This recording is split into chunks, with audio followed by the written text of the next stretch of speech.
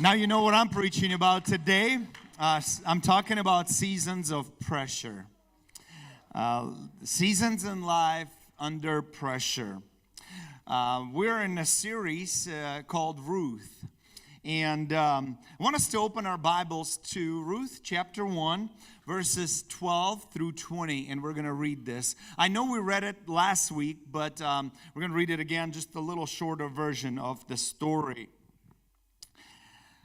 By the way, on the Suicide Sunday, I still will be talking. Not for 45 minutes.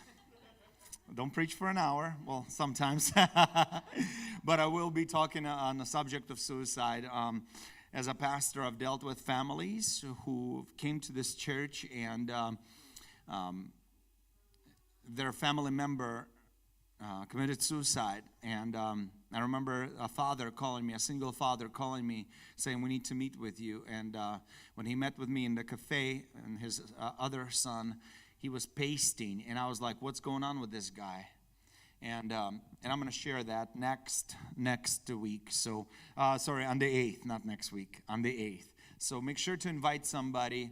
There's going to be food outside. We're going to be grilling, okay? There's going to be art all over the lobby and cafe. We might have a DJ. We're working on it. If you know a DJ, it's a good cause, right?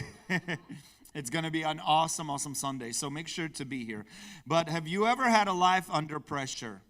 Have you ever had a season in your life and you felt tremendous pressure? If you have, or if you're going through it right now, I'm talking to you. And I believe today you're going to be blessed. And so let's read Ruth chapter 1, verse 12 through 20. Let me find it. "Now, my daughters, return to your parents' home. For I am too old to marry again, even if it were possible, and I were to get married tonight and bear sons, then what? Would you wait for them to grow up and refuse to marry someone else? No, of course not, my daughters.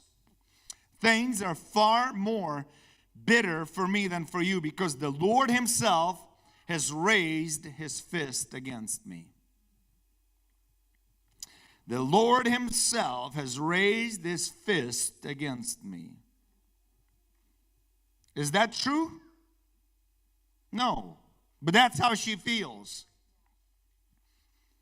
And that's how we feel in the seasons of pressure in our life. And listen to me. If you are hearing me today, you will go through more seasons of pressure. Just because you say today, "I've went through a hell of a season," you'll go through one again. Life is made of good days, and life is made of seasons of pressure.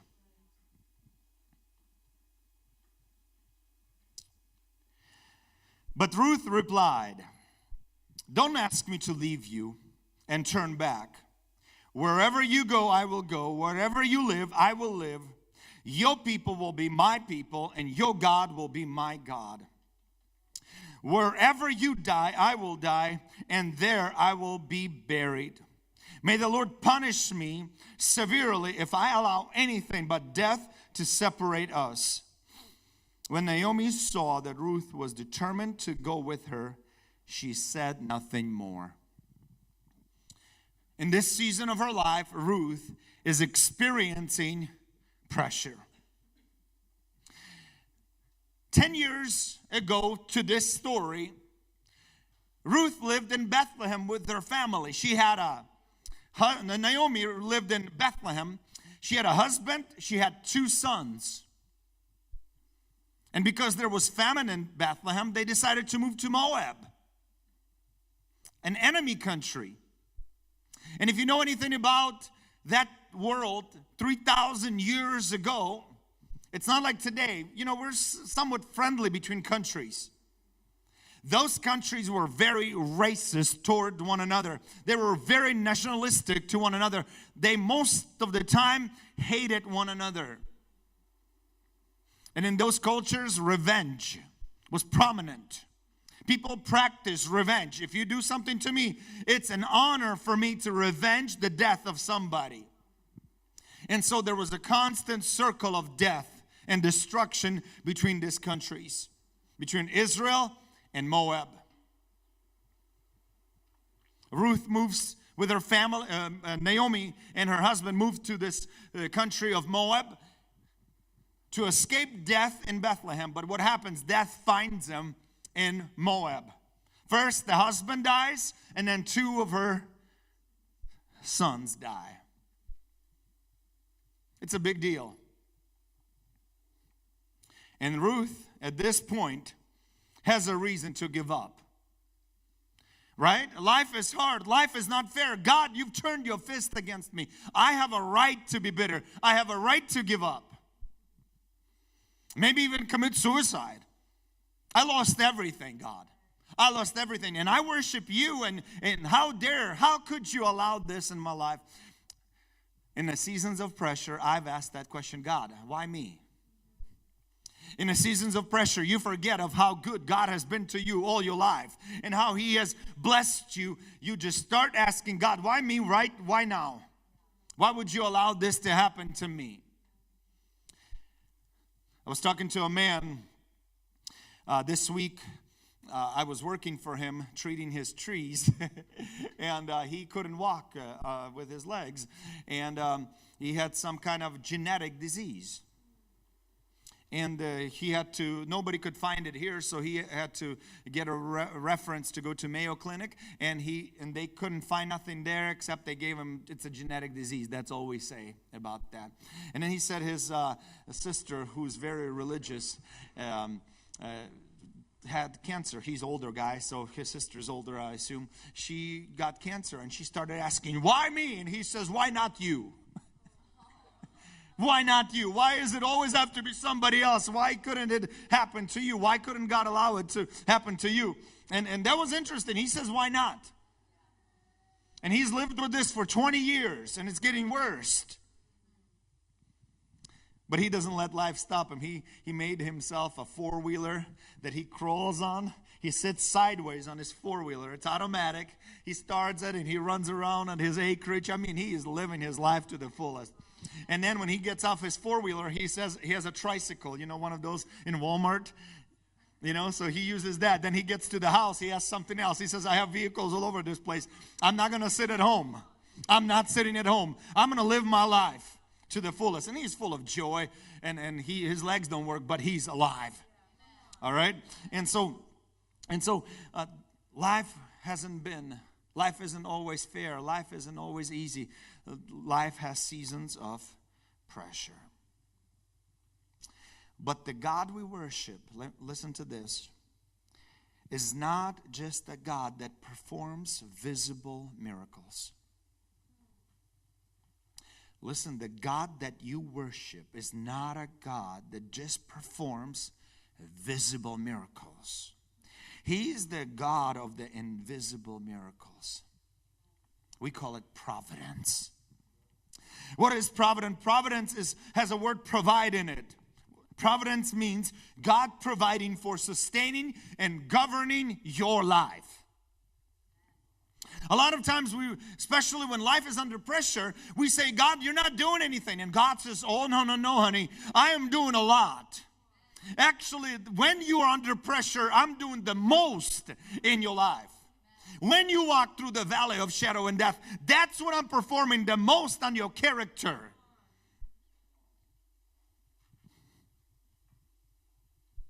Just when you think life has given you lemonades and all things are falling apart, know that God is most likely working behind the scenes with miraculous power. God is a God of miracles, visible and invisible. Visible, we like those. We say miracle, but invisible, we're like, I don't know. He is still working. Listen, we serve an invisible God. Would you agree? That's a big deal. If God wanted to be visible, He has no problem being visible. But for some reason, God decided in His wisdom and knowledge that He wants to be invisible. So if he's invisible, it would make sense for God to do invisible miracles more than visible. I know when I was in my 20s, I was like, God, I need to see more visible miracle. Visible miracle. You know, I was stuck on that. Until I realized that God is an invisible God who loves to perform invisible miracles. And now today, I believe in my life that God performs more invisible miracles than visible. And just because I don't see it and you don't see it doesn't mean he's not working. He is working in your life today. You wouldn't be here if God wasn't working in your life. You wouldn't be here. If you're under pressure, God is working something in an invisible world. If you're under pressure, God is watching how you behave while he's working in the invisible world. You know, he's looking at your character because our character is exposed when we're under pressure. Imagine a father says to his son, son, let's go to a car lot. I'm going to buy you a car. As they're looking at cars, how do you think the son would behave at that moment at the dealership in front of his father? Son, come on. He would be the best son at that moment. Dad, you're so awesome. I love you. Can I open the door for you, Dad? Dad, do you want any coffee? Diet Coke, maybe? Why, it's human nature. Why would the son do that? Benefits him. See, if you would have seen God working, doing something, building you a house, you'd be like, oh, I'm such an angel. But see, God, in his providence and his wisdom, knows that you would be a fake if he would show you what he's doing. So he says, I'm going to work behind the scenes so you don't see, so I can see your character. Let me give you a story. This is a true story. 2 years ago, there was a guy named Aaron. He came to this church, and he was a tree climber, professional mountain climber, tree climber, and he had this small white Ford Fiesta. How many of you remember him? Ford Fiesta. He had a big N on his hood, and it was painted in Cornhuskers colors, and for Nebraska Cornhuskers. You know, he bought that car for like $350. All right. So one day we're working together during the week, and my wife calls me and says, did you pick up our son from school? I'm like, no, but I don't have a car.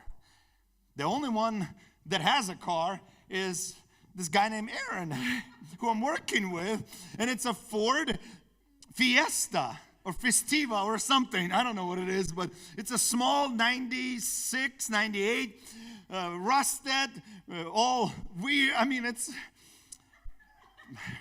parts are from everywhere. So I'm like, Aaron, listen, I got to go pick up my son. I can't use this big dump truck. Can I borrow your car? He's like, oh, yeah, here. The key is in there. So I started, and it had a loud muffler. Like,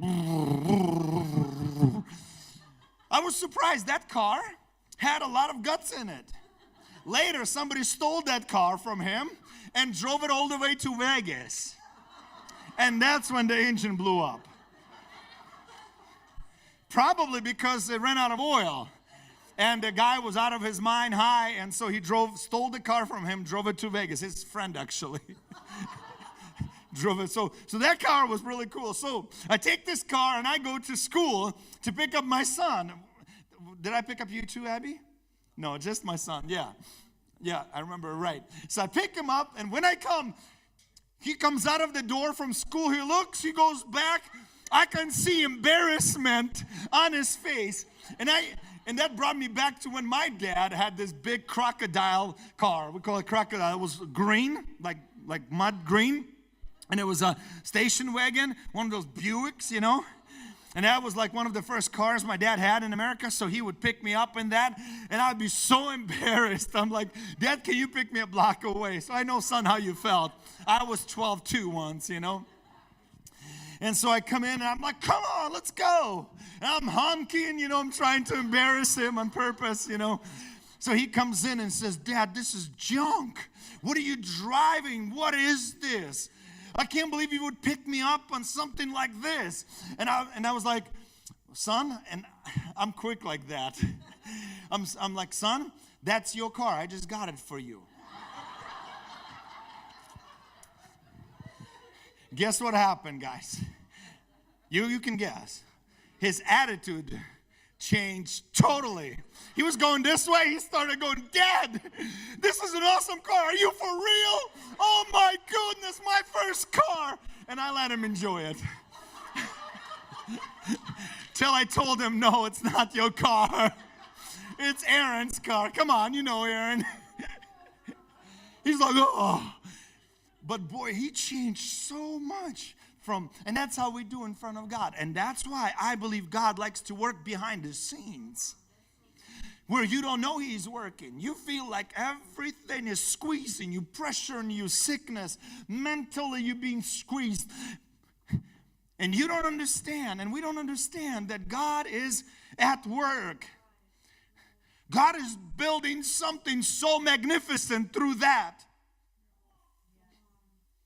Without that situation in Naomi's life, King David wouldn't be born.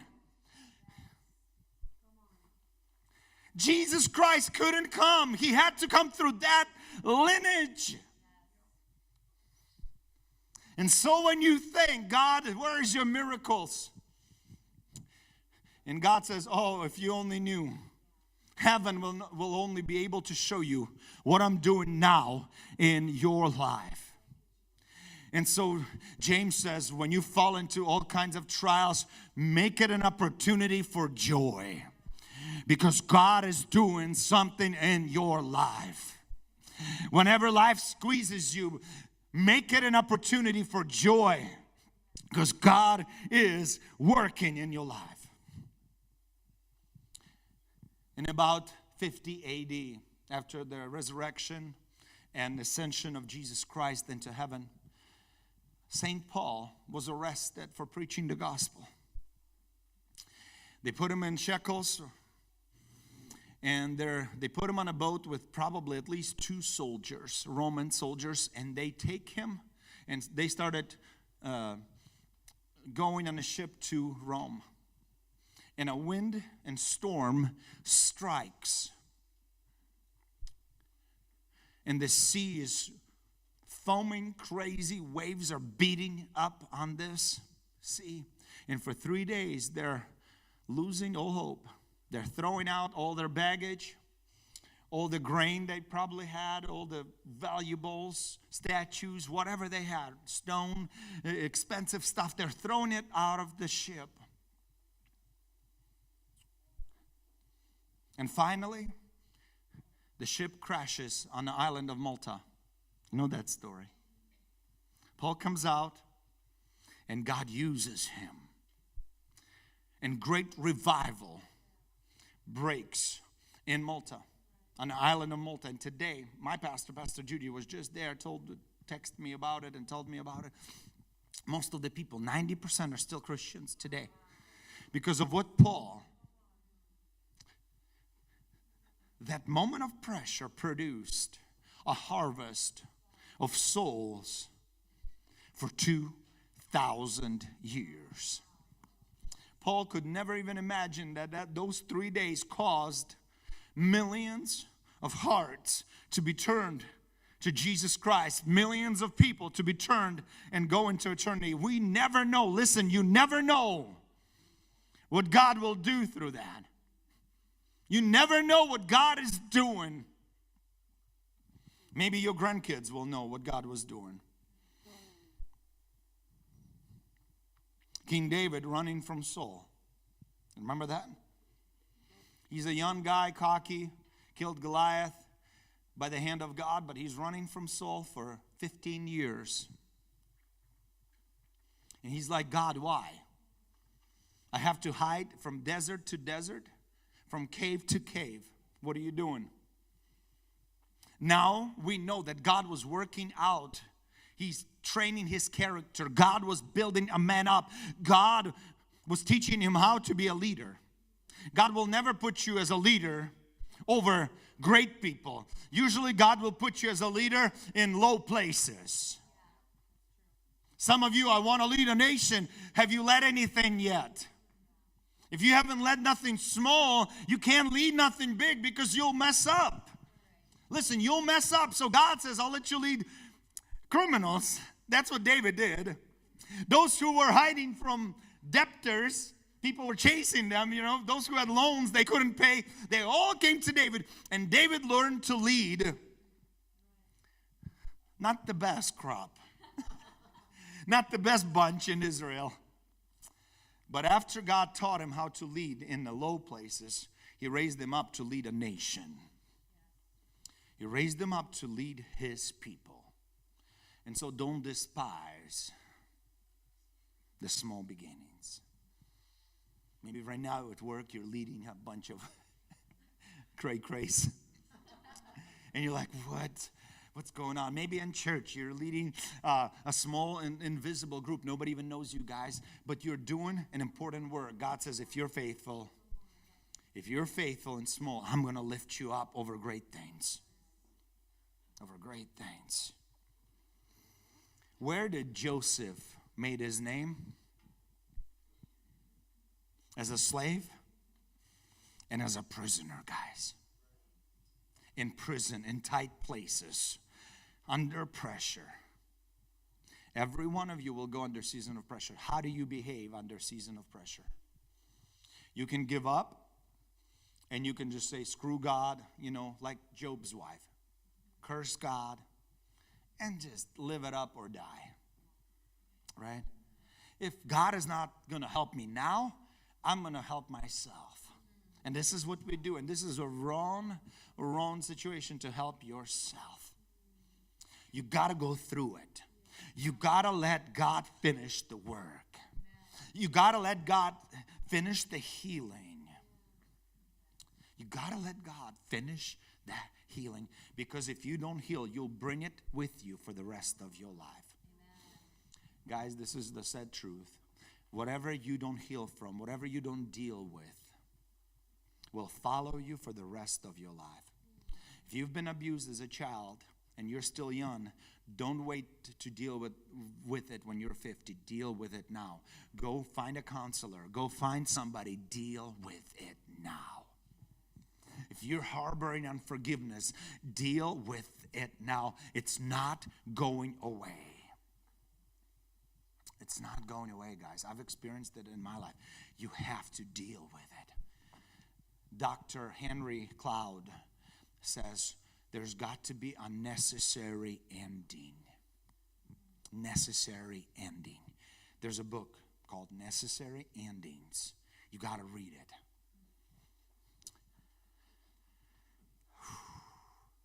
God works his best when we're under pressure. Why God under pressure? Why couldn't you just do it when everything is fine? Because that's when we see who we are. No other time you will see what kind of person you are than when you're under pressure. No better time to see who you really are. He made me do it. She make me crazy. She makes me angry. No, you got anger issues inside, bro. She's just bringing it out of you. But it's you. It's your problem. It's not her. It's not his. It's not your parents. It's you. God wants to bring it out and then take it out.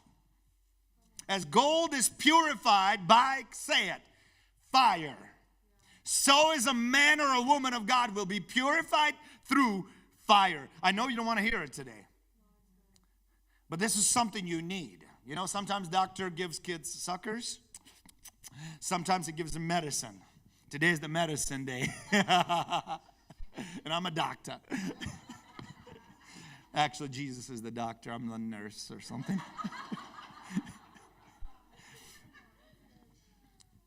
God is working something. When Naomi thought all is lost, she's old, she's bitter, she's broke. Is there another B word? Okay, that's it. Bitter, broke. Okay. She thinks it's over. But God is never, just when you think it's over, it doesn't mean that God says it's over. It's never over until God says it's over. And you know when God says it's over? When you breathe your last. When God says it's over, when you breathe your last breath. Until then, it's not over. So get up and confess, I can do it. I can do all things through Christ who gives me strength. You might be going through pain right now. You might be going through hard situation. Say it to yourself, I can do all things. I can go through this because I got Christ who gives me strength. In this season, God is working stuff out. You know, there's usually sin involved somewhere. He's trying to expose, number one, and then have you confess and get rid of that sin in your life. There's usually sin connected. In those seasons, there's something. God is making wrong right. Wrong right. All right. Let me ask you a question. What would make a foreign woman leave everything and go into the enemy territory with an old, bitter, broke woman? Why would Ruth follow her old mother-in-law? Her husband is dead. Ladies, if your husband died, would you follow your mother-in-law everywhere she went? Thank you for your honesty.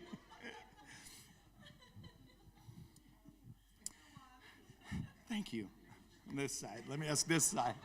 What would make a young, beautiful woman follow an old, bitter, broke woman to a foreign country from her native people, from her family, from her gods that they worshiped? What would make an older woman? I've been praying all week asking God, and here's what I got. I got this in my sleep, actually.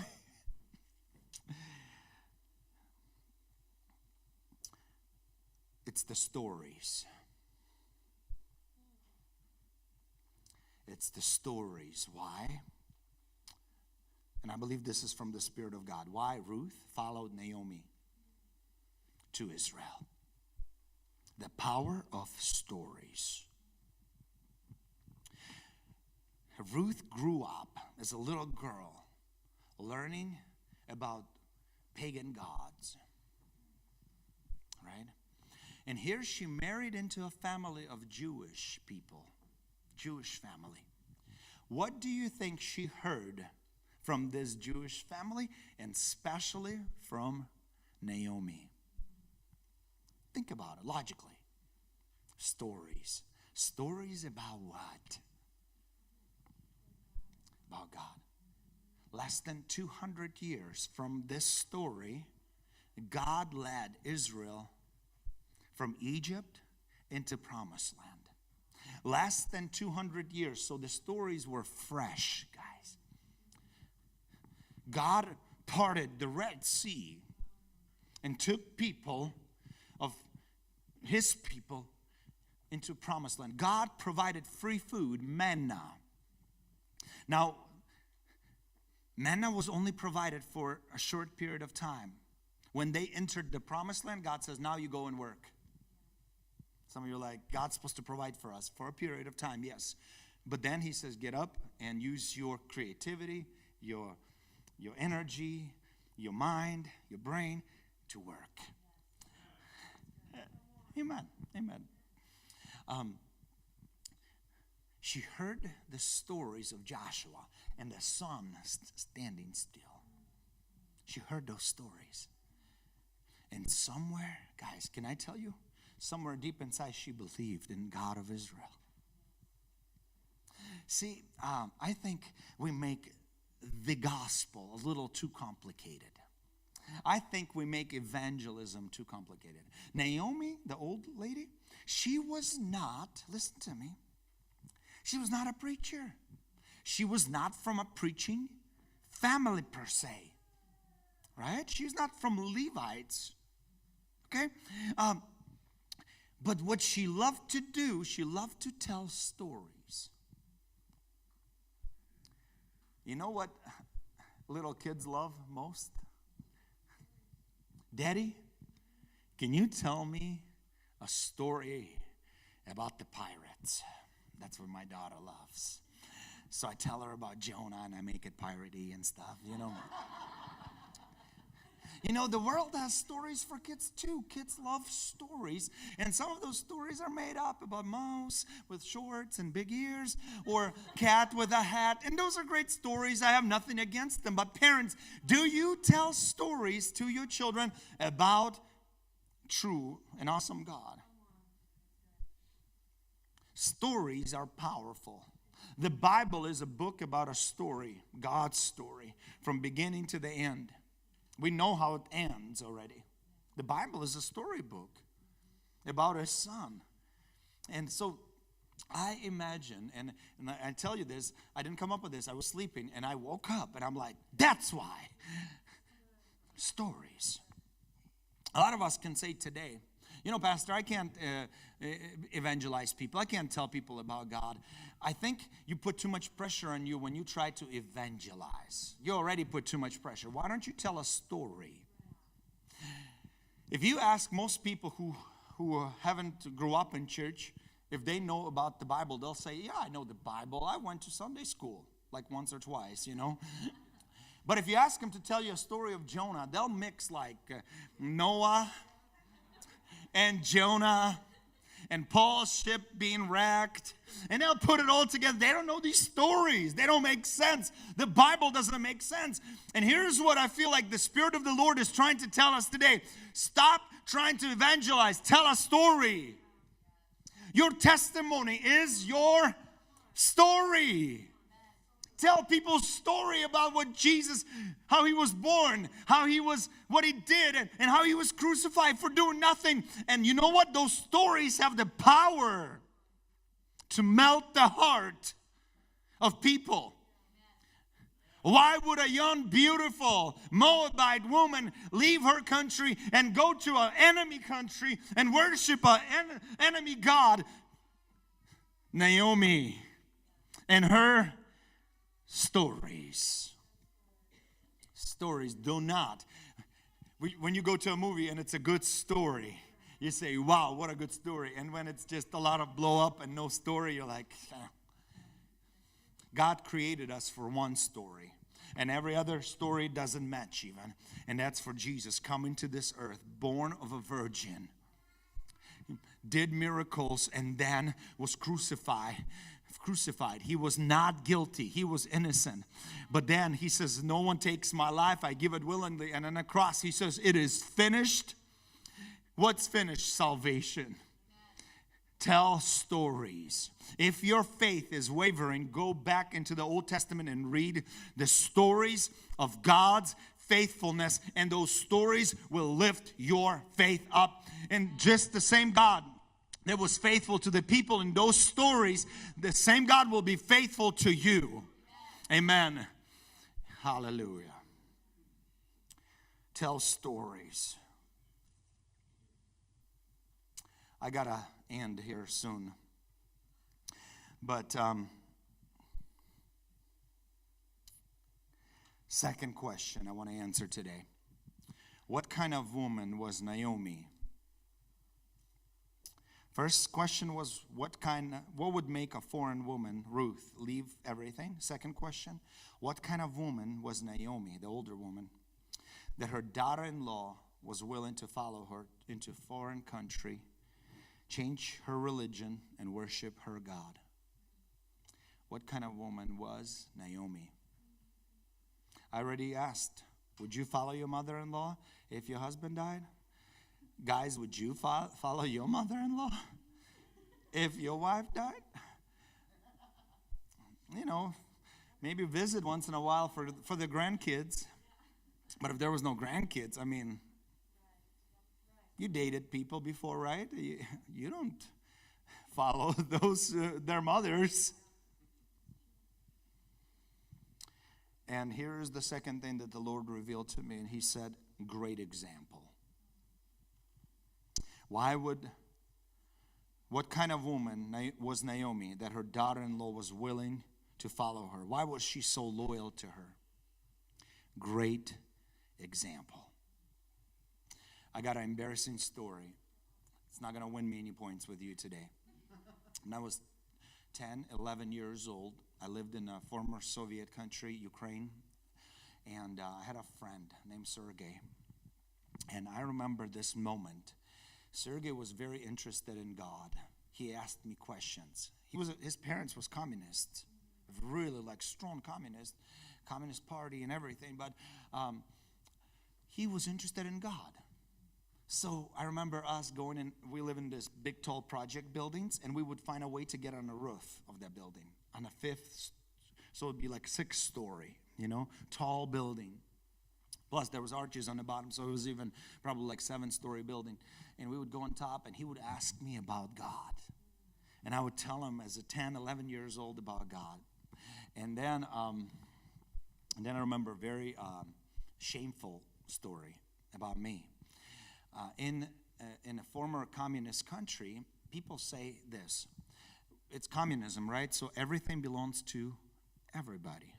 It's all common. So theft was excused very well. Why? Here's what we would say. I'm not stealing. It's all of ours. So people would have these small storage units that the government would give them, because when you live in a big building, you have no place to store things. So they would have storage buildings, and they were, and the thing is about Ukraine at that time, all the keys to the same lock were about the same. You can unlock. If you just know the lock, you find a key, and it's going to unlock it. So we had a friend in a neighborhood. He was the master thief. Everybody knew that. He turned the garbage place where, from the tall building, there's a tube. You go on your floor and you dump the garbage and it goes down. Well, he took over that. He was a kind of a mafia guy. So he took over that, and he made it his theft shed. Like everything was, it was a room maybe 10 by 15 or so, and it was theft stuff. Everything he stole. He would even steal from people in our building. There would be buildings all over. So if you lived in this building, the rule was don't steal from people in your building. You have to see them, so steal it from people somewhere else, And so my friend Sergey got the keys from this guy. Still remember his name too. And he says, as 11-year-old boys, we start going and seeing if it'll open.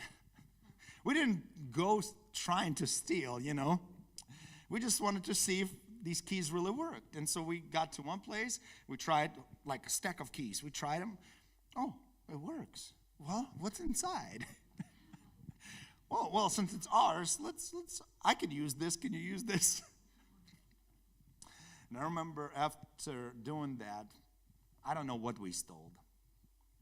I don't remember I even took anything, but I was a part of it.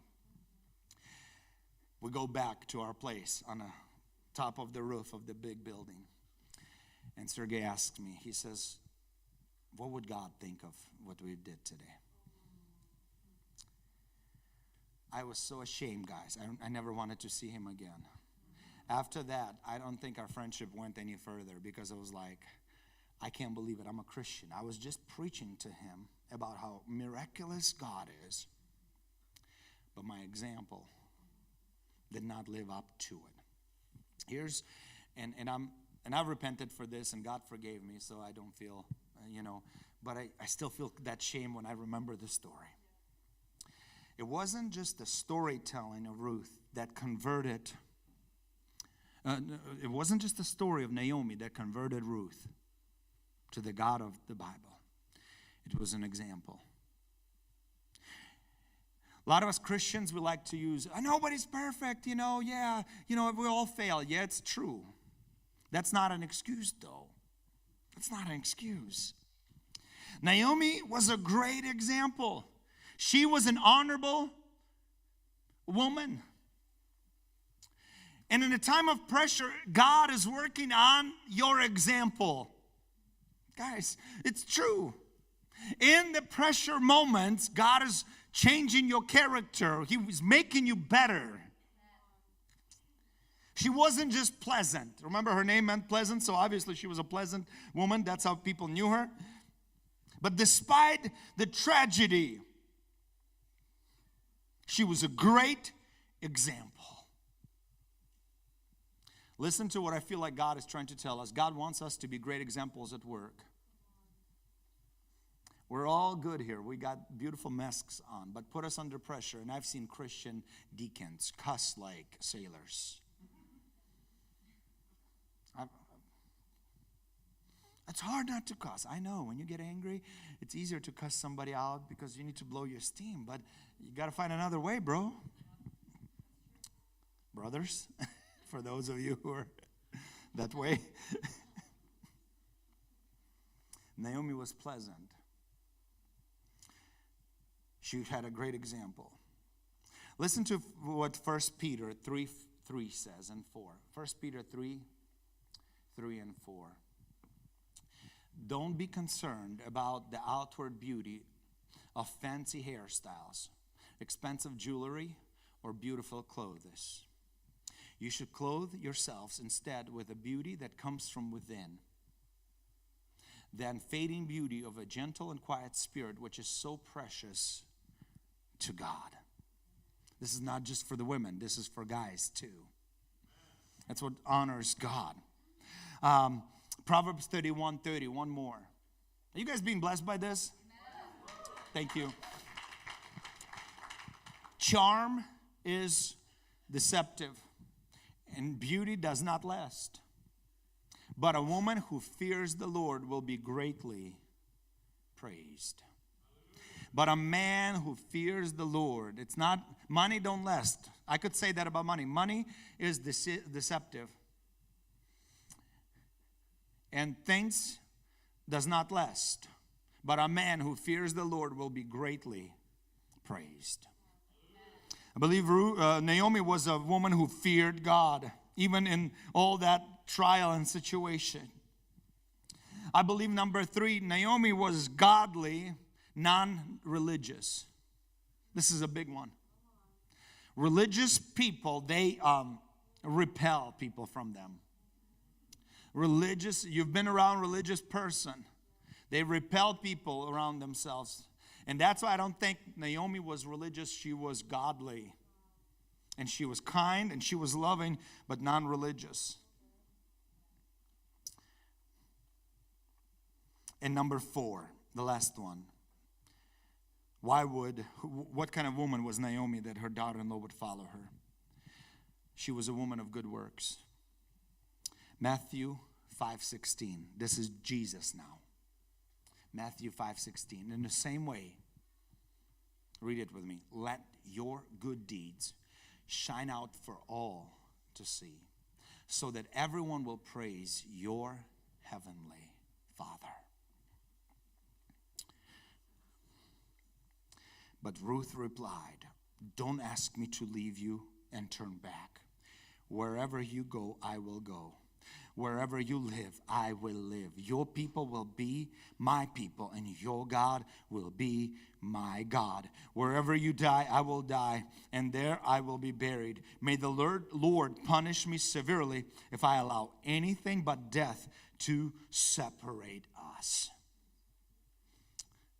God wants us to be those people. God wants us to be. Women, do you have a good godly example in your life? Like Naomi. Naomi is a beautiful example. Beautiful example. When life gives you lemons, she's still faithful to God. She's complaining a little bit, but who doesn't, you know? Bible is honest, but she's still faithful. Thanks for tuning in to New Life Sermon Series Online. If you're blessed by these messages and are interested in helping spread the Word of God to others, make an investment today. You can give at newlifechurchsf.org. If you have a story or a testimony to share, let us know on our website as well. We hope you have a blessed day and enjoy today's message by Pastor Alex.